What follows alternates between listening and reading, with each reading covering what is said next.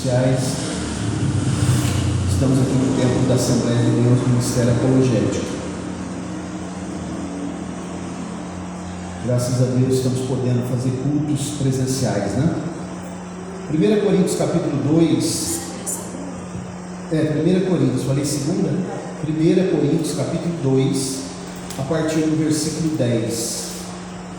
Glória a Jesus. Vamos ler a palavra do Senhor, a santa, bendita e eterna palavra de Deus. Diz assim: mas Deus nos revelou pelo seu Espírito, porque o Espírito busca todas as coisas, sim, as coisas profundas de Deus.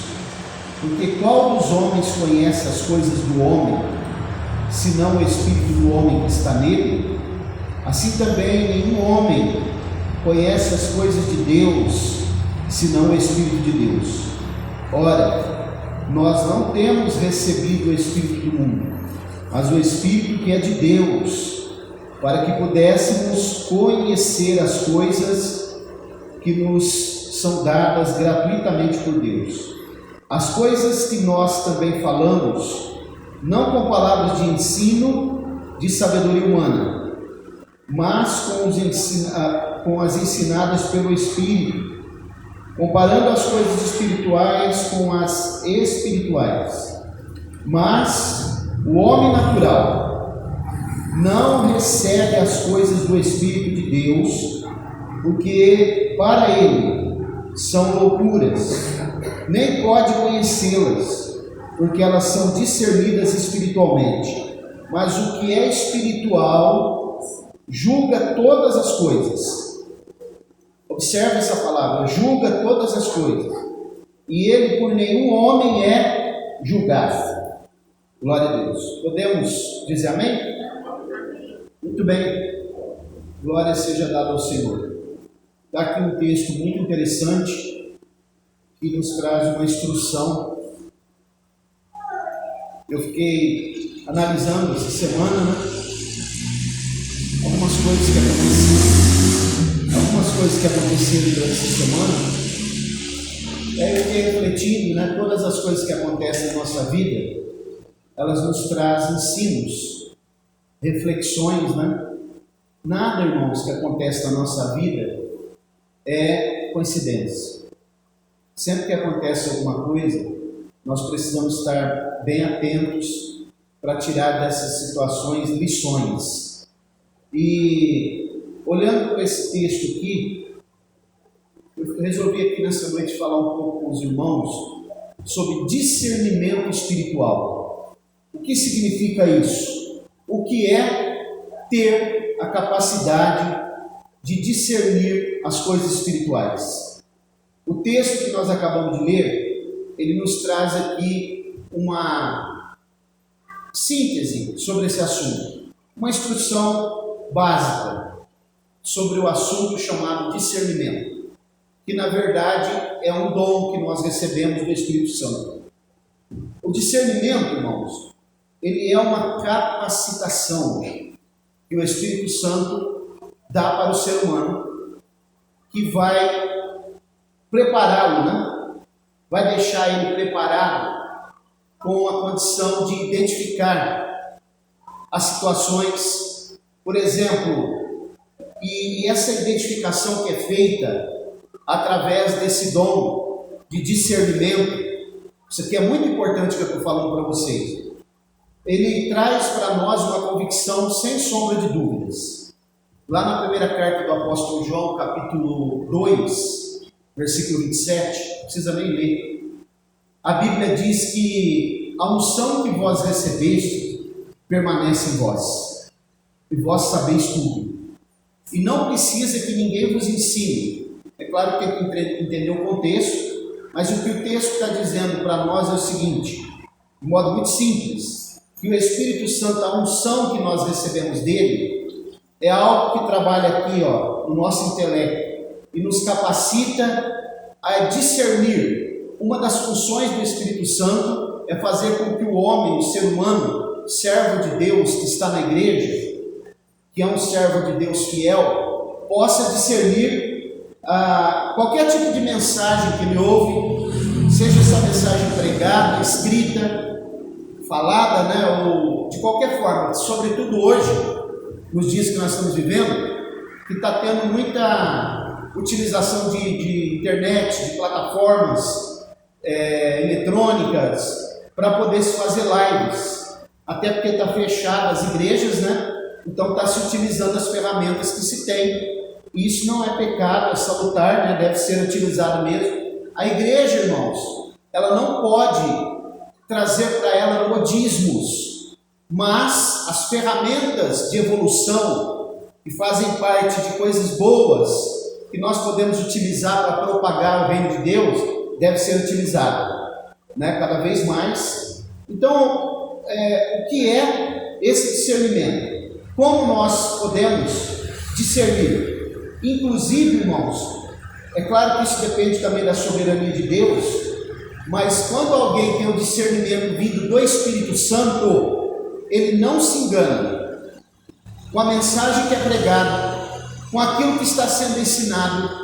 E se houver uma dúvida no seu coração e ele disser, não estou entendendo isso que está sendo ensinado, é porque ele não está tendo discernimento, ou é porque realmente ele não está sintonizado com o reino de Deus. Porque a palavra de Deus, ela nos revela os mistérios de Deus. Está aqui, ó, na palavra de Deus. A Bíblia fala, tem uma passagem na Bíblia muito clássica sobre esse assunto.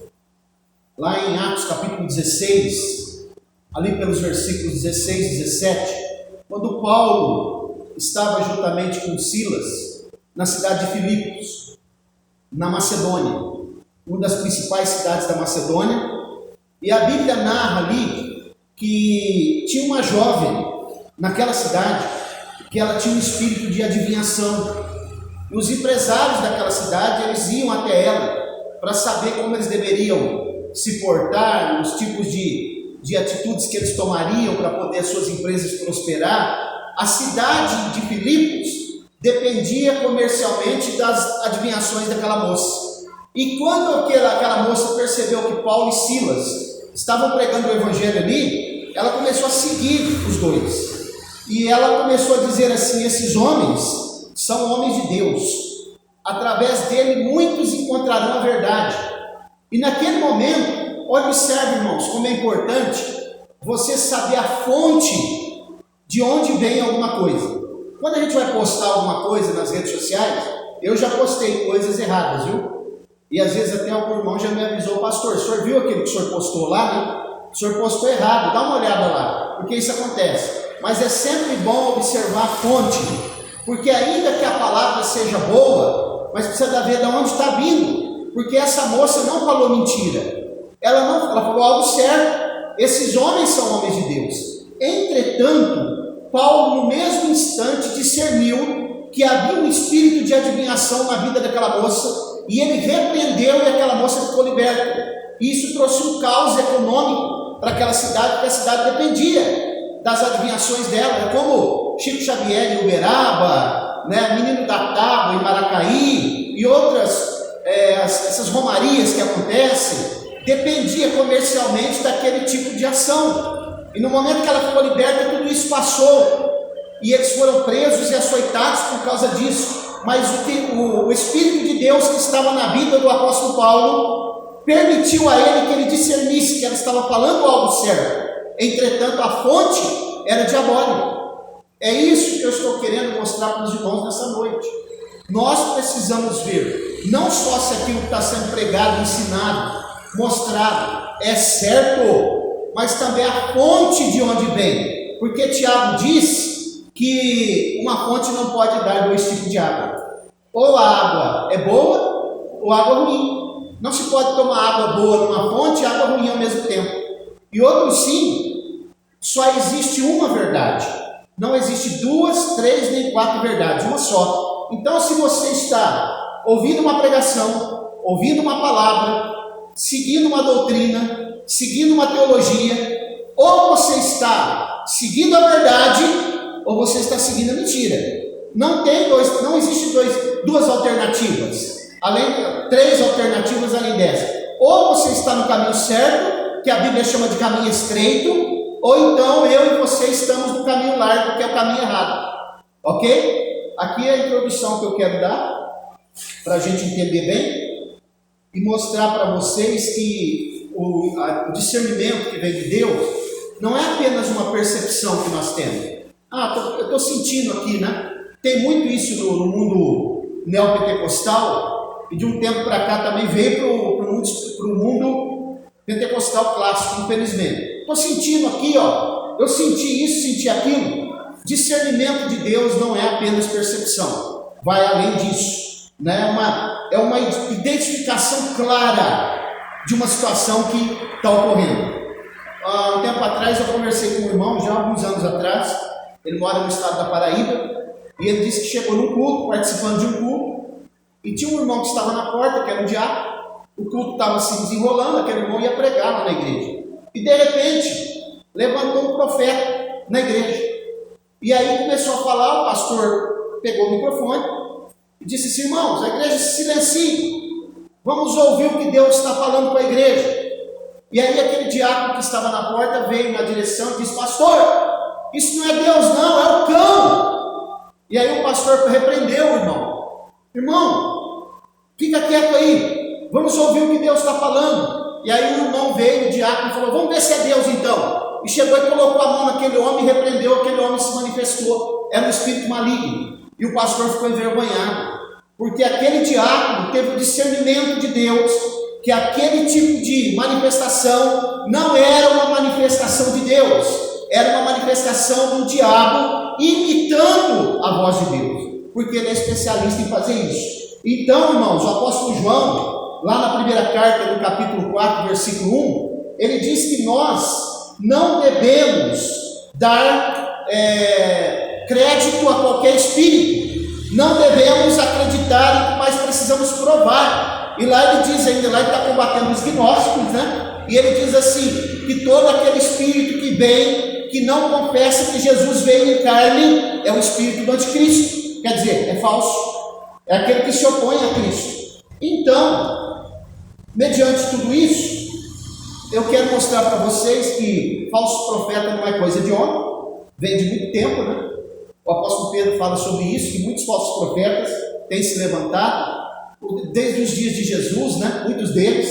Eu quero mostrar para vocês aqui alguns meios que nós podemos utilizar, todos eles instruídos pelo Espírito Santo, provenientes do Espírito Santo, para nós discernirmos se uma mensagem é verdadeira ou falsa, se o tipo de manifestação é verdadeiro ou falso, e termos discernimento, porque nós não somos crianças, meninos espirituais.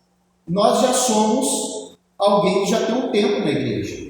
Nós já não podemos mais ficar só com leitinho, precisamos de um alimento um pouco mais sólido. Então, quero mostrar para vocês aqui algumas coisas. Primeiro, quais os tipos de ferramenta que nós podemos utilizar? Você que está aí nas redes sociais também. Primeira ferramenta que o cristão precisa utilizar, que está à disposição dele, é a própria Bíblia, a palavra de Deus. A Bíblia, que é as Sagradas Escrituras, ela nos mostra que se nós olharmos para ela com a lente certa e compararmos qualquer tipo de manifestação de palavra que está sendo ensinada, pregada ou dita, nós vamos ter o discernimento correto, porque a Bíblia não nos deixa enganar. Olha o que a Bíblia diz lá em Atos 17, vamos ler esse texto, do 10 ao 12.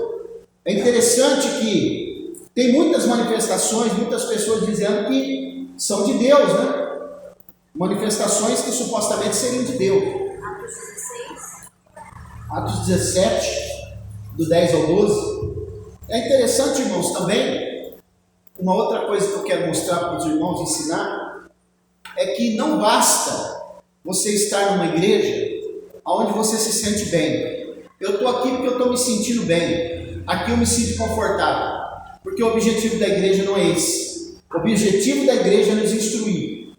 E logo de noite, os irmãos enviaram Paulo e Silas para Bereia. Tendo eles ali chegaram, foram à sinagoga dos judeus. Ora, esses eram mais nobres do que os que estavam em Tessalônica, porque receberam a palavra com toda a avidez, examinando diariamente as Escrituras, para ver se essas coisas eram assim. De sorte que muitos deles creram, bem como bom número de mulheres gregas de alta posição, e não poucos homens. O que eles faziam? Os crentes de Bereia examinavam. Examinar as Escrituras não é ler as Escrituras. Ler uma coisa, examinar é algo mais minucioso, mais detalhado. Eu fui no médico. Eu acho que o senhor está com alguma coisa assim, mas eu não posso bater o martelo. Eu vou pedir exames, exame de imagem, exames de laboratório, para eu definir, fechar o diagnóstico. Eu preciso saber, vamos fazer o exame. Não tem como bater o martelo, está com sintoma de coronavírus, mas eu não sei se pode ser um outro resfriado, alguma outra coisa. Vamos fazer aqui um exame agora, e aí nós fecharemos o diagnóstico. É isso que a Bíblia está nos ensinando aqui nessa noite. Examine, olhe para essa palavra, dentro dos seus contextos. Observe o que o autor está querendo dizer. Não é o que eu penso a respeito das Escrituras, até porque se eu pegar os textos da Bíblia e começar a dizer, eu vou lançar o meu pensamento, isso é chamado exegese. É uma falsa exegese, porque a exegese é quando eu extraio o que a Bíblia está querendo me falar, o pensamento do autor, e o autor foi inspirado pelo Espírito Santo. Esse mesmo Espírito é que dá discernimento, é o Espírito Santo de Deus, que faz com que o cristão não se engane. O cristão tenha certeza daquilo que ele crê, do caminho que ele está seguindo, da esperança que há no seu coração, da vida do futuro, do porvir, daquilo que virá na sua vida, daquilo que ele olha a Bíblia e ele sente que realmente é o Espírito Santo revelando a sua palavra para ele. Não se engane, olhe para a Escritura e peça a revelação do Espírito Santo, porque o Espírito Santo é o autor das Escrituras. Logo, quando nós lemos e estudamos, ele está presente. Ok, irmãos? Crentes de Bereia. Geralmente os crentes de Bereia se tornaram sinônimo de pessoas que examinam as Escrituras. Então a palavra de Deus, ela não nos engana. Segundo Isaías 28, versículos 9 e 10 por ali, a Bíblia diz que é regra sobre regra, regra e mais regra, mandamento e mais mandamento, um pouco aqui, um pouco ali. Tem que ser examinado, tem que ser olhado com cuidado.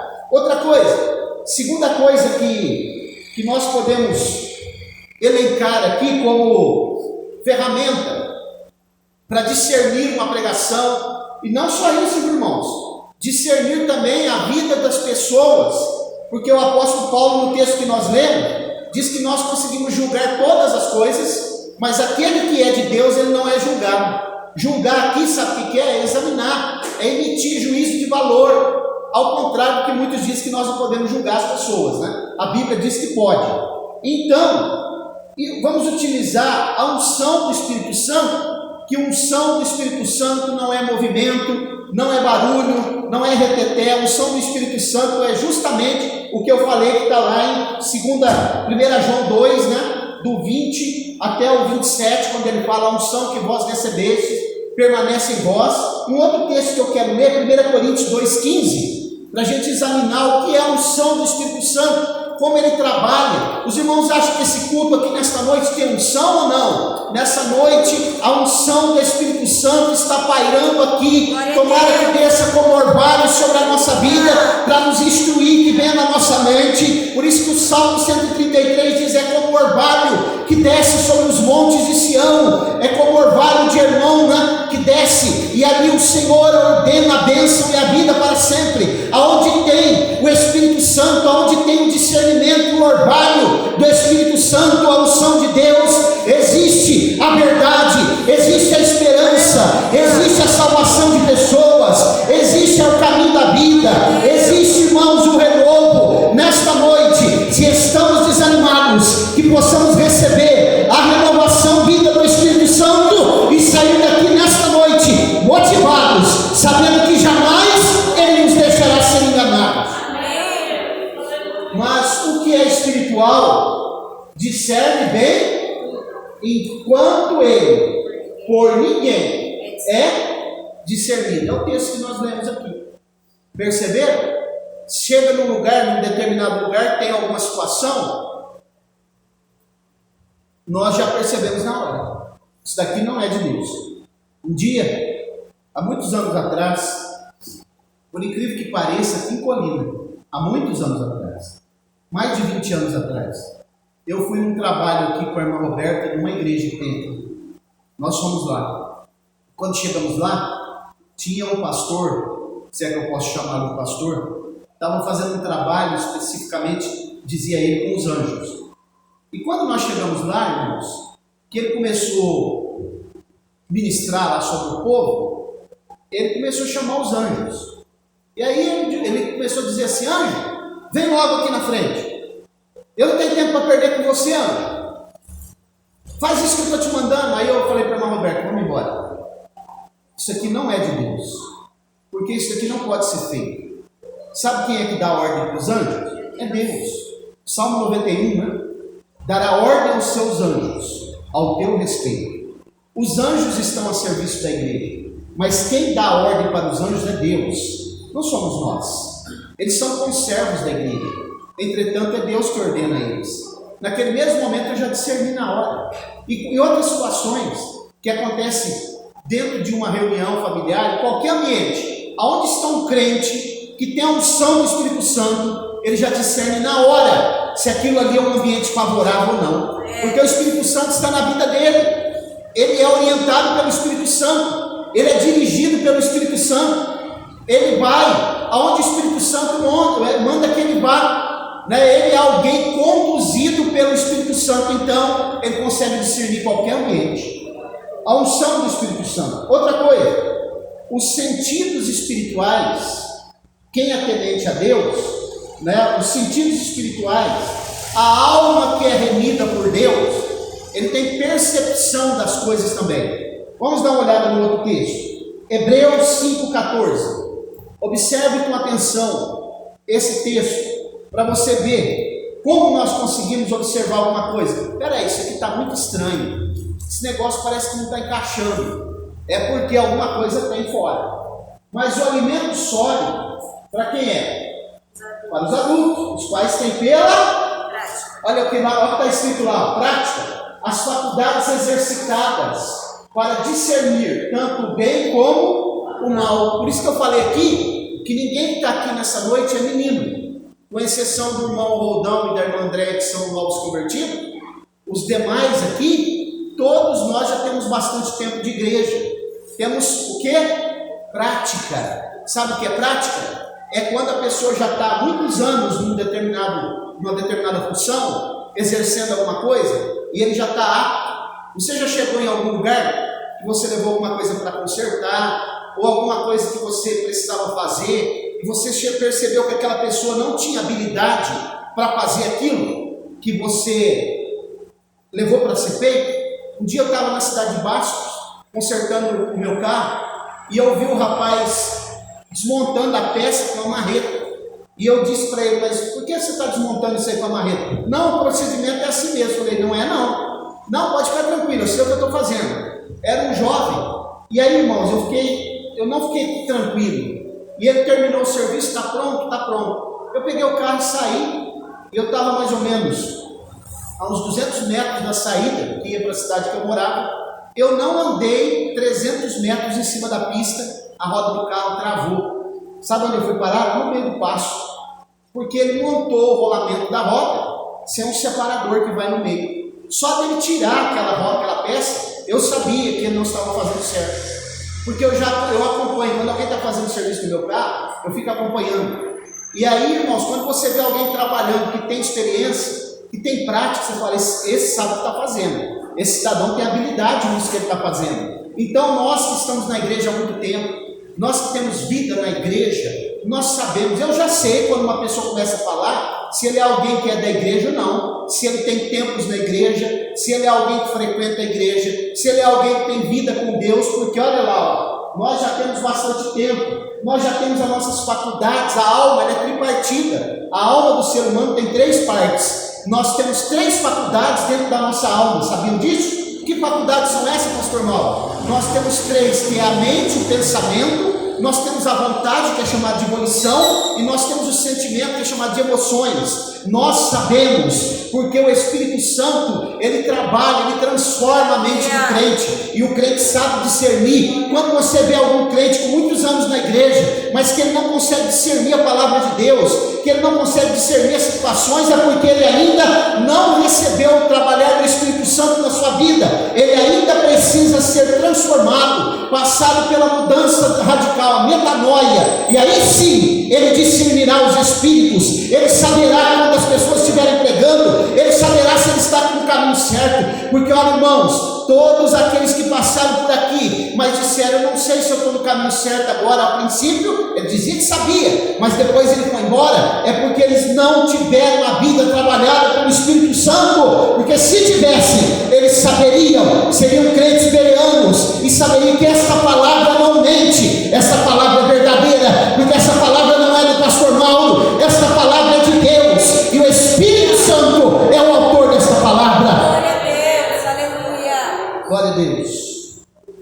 Mais uma coisa, os dons espirituais também, que são concedidos aos servos de Deus, nos dá essa capacidade também. Os irmãos sabiam? 1 Coríntios 12, 8, vamos dar uma olhadinha nesse texto. 1 Coríntios 12, 8.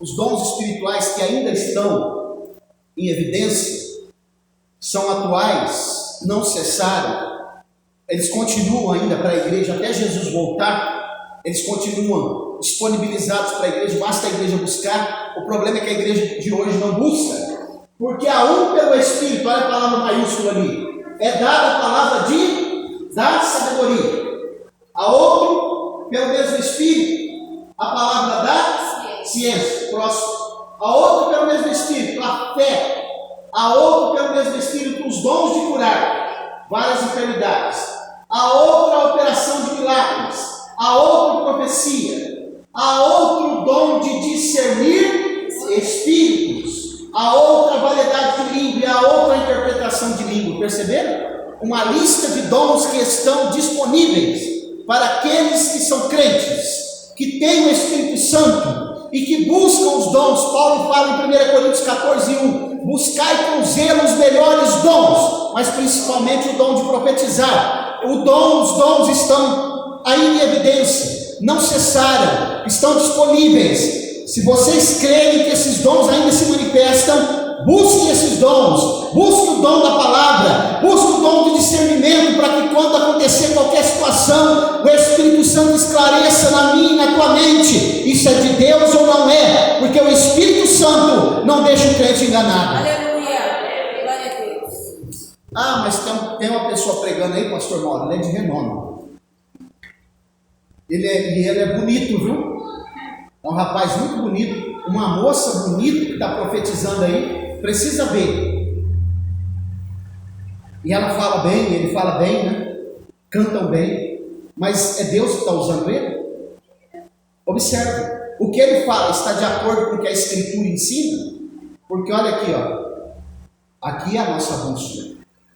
Mais uma coisa, o temor de Deus, que está revelado nas Escrituras. O temor de Deus, não é o medo de Deus, né?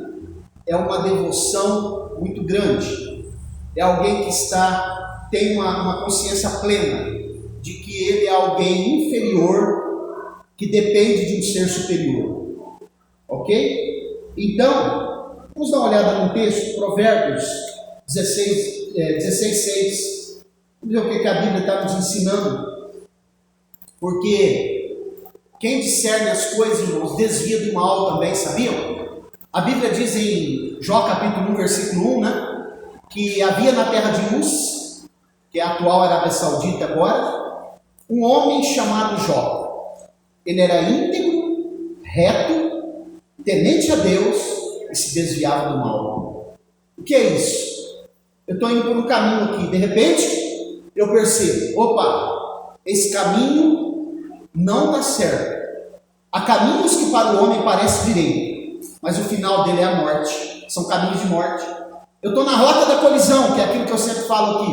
Vou sair, estou tendo discernimento. Tem pessoas me orientando, pessoas que têm vida com Deus, pessoas que estão experientes. Eu vou sair desse caminho. Esse caminho vai me fazer mal. Isso é desviar-se do mal, porque o Salmo 121 está escrito lá. O salmista diz que o Senhor, Ele é a nossa sombra, a nossa direita, e Ele não deixará os teus pés vacilarem. Isso é vontade diretiva de Deus, discernimento, para que eu saia do caminho errado e entre no caminho certo. Aleluia. Olha lá, pela misericórdia e pela palavra da verdade, pela verdade, expia-se a iniquidade, e pelo temor do Senhor os homens se desviam do mal. Perceberam? Jó era o quê? Temente a Deus e se desviava do mal. Quantas vezes, irmãos, o mal se apresenta diante do nosso caminho? Quantas vezes o mal pode vir disfarçado com uma roupagem muito bonita e atraente? Isso acontece. Ah, pastor Mauro, eu já sei como é que é. O capeta, se ele vier para o meu lado, ele vai vir com chifre, olho bem vermelho, tem um tridente na mão, né? E ele é terrível, roupa preta, né? Essa é a imagem. Vocês sabem o que é isso aí, irmão? Essa é a imagem grega de Satanás. Essa é a imagem grega que os gregos fizeram de Satanás. Não é nada disso. Você sabia que no conceito judaico, Satã, que significa enganador, na verdade, os judeus não acreditam que é o personagem que o cristianismo acredita. Para eles é aquilo que há de ruim, a tendência ruim, pecaminosa que há dentro do homem. Para o judeu é isso. Agora os gregos, eles fizeram uma outra imagem, né? Eles fizeram a imagem de um ser que tem um tridente, e tem lá roupa preta, às vezes o olho como brasa, né? Um ser terrível que eles descreveram, que eles pintaram, os gregos. Isso é a ideia dos gregos.